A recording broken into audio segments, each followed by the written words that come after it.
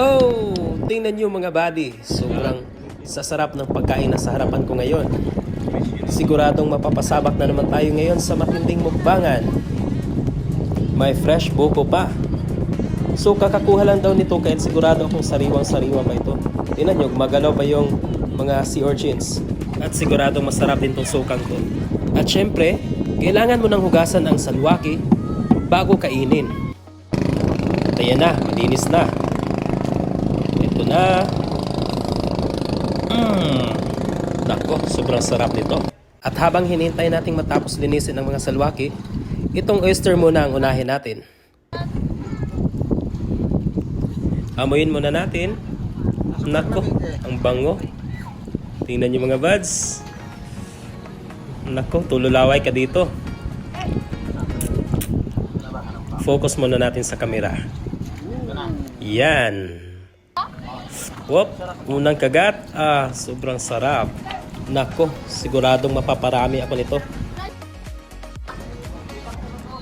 Suka daw. Okay. Pili muna tayo ng mga malaking oyster. Ito. Ito mga buds, oh. Malaki yan. Nako, sobrang sarap talaga. Siguradong may enjoy natin ang buong araw dahil sa mga masasarap na pagkain ito.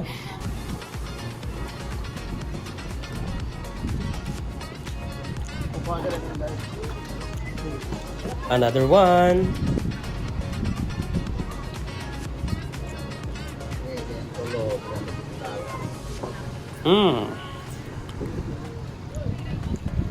Sulit. Ito na ang salwaki mga buds.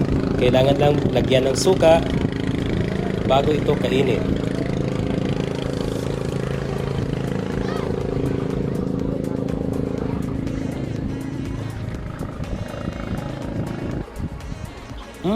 Sarap.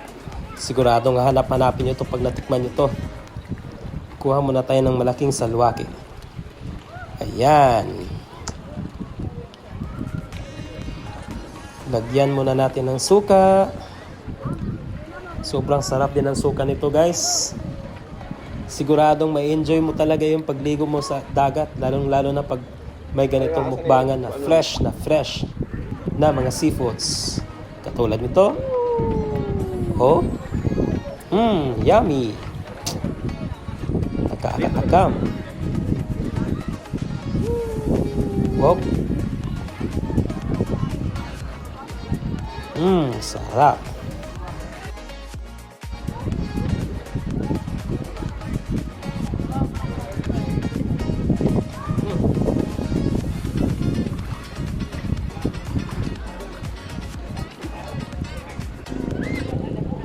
Isang salwaki pa mga buds bago tayo mag-swimming sa dagat. Tingnan nyo naman yan. Siguradong pag natikman mo yan, mamimiss mo kaagad yan.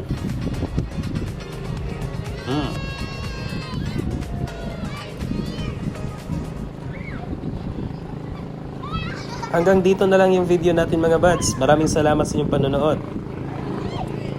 Kita-kits ulit. Peace out.